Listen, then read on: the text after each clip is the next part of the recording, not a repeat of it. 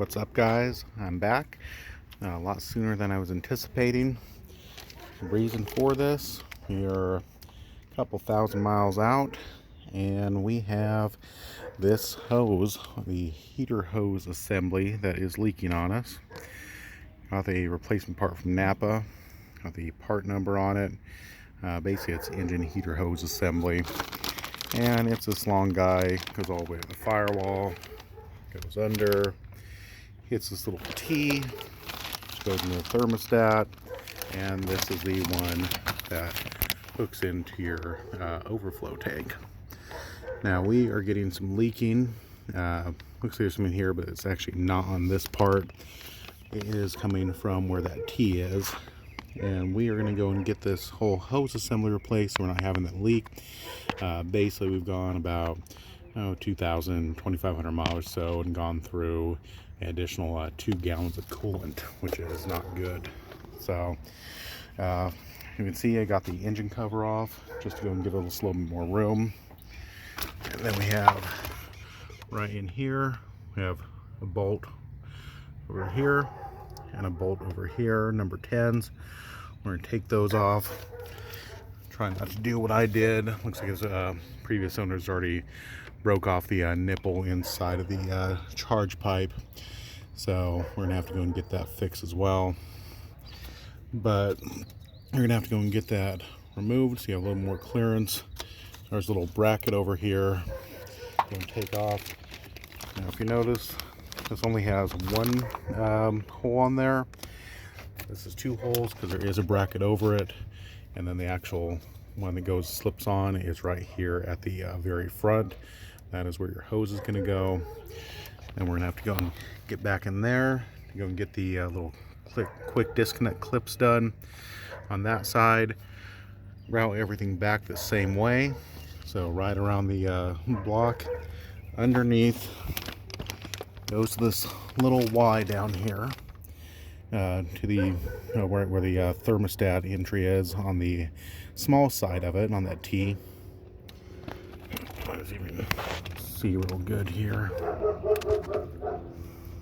That's going to go right there, and then the other side up into our reservoir.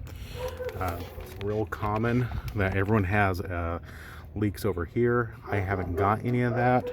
Mine actually started over on this side. It looks like there's no clamp put on.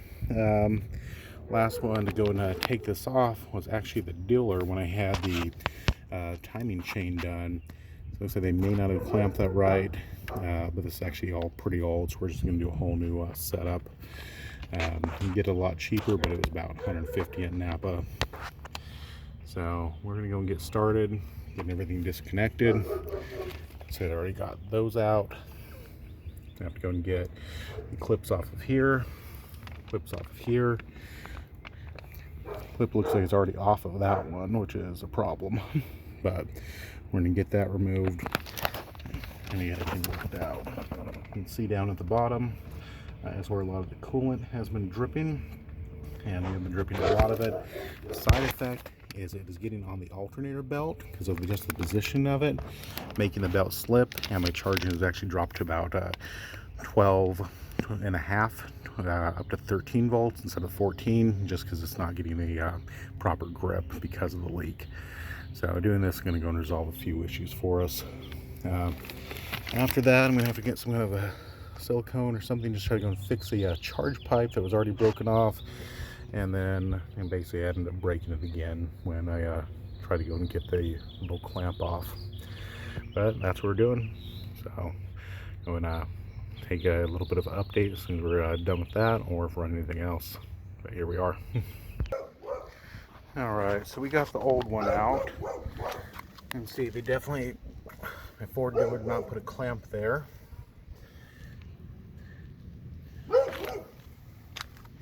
Goes out of the tubing itself. Didn't have a catch can on hand. As I said, it's more of an emergency situation, but I'm cutting one of the old things of antifreeze, put most of it, and got about 20 ounces additional stored in there. Use the bottom of that as a catch can. So here's what we're looking like. A lot of people say that you're going to have issues with this. I haven't found any issue with this one myself. We haven't got any leaks here. And then, of course, you don't have the one end coming out of the thermostat housing. Have snakes around. It does go underneath this plate. You kind of have to move it out of the way. There's not a whole lot of room there. And then just goes up around into here. So we're gonna get our new one on, make sure everything's all tightened up. It's gonna be a little bit tight going and getting on the thermostat housing part, but we'll make it work. All right, so real quick, I was trying to go and get the new end of the hose onto the heater core inlet. And I was like, man, this will not go in. There is a little plug here. Basically comes with a replacement or a little deal, but go and take that out first. Otherwise, you are not going to be able to get it onto the inlet there. Okay, so we just got the new one on. Just went in easy, push in, automatically clips. On this, I did go and rotate it around this way. It normally sticks out the opposite, which you're never going to get anything in there to do it. So before you get it positioned, get it flipped down, angled this way, down towards the driver's tire a little bit, and then move it down, makes it real nice and easy to slip on. Let's go and get some pliers from underneath the intake tube, and then you can get that on there. You'd have to go and kind of work with this to get it underneath the bracket. Basically the way I did it is make it easy. I started this side first, put it in, and pulled the bracket up, drop this under. It's got the little bolt on there. Screw the bracket back on.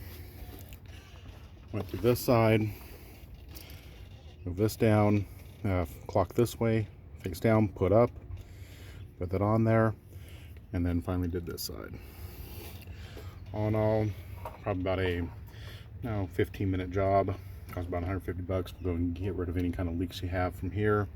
May remedy this if you have a bad O-ring, although given the choice, I'd rather just go and drain a little bit of this, replace the O-ring for a few bucks, 150 for the whole thing. But being this is about 142,000, 43,000 right now, I'd say it's about time. Eventually, I'm going to end up doing the upper and the lower radiator hoses, just as more preventative. But here's where a leak was coming from. Now it's not going to be leaking anymore.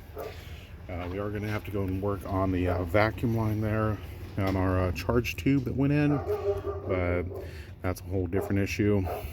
Might have to do the same thing they did. May have to go and, I don't know, possibly go and plug it. We'll see.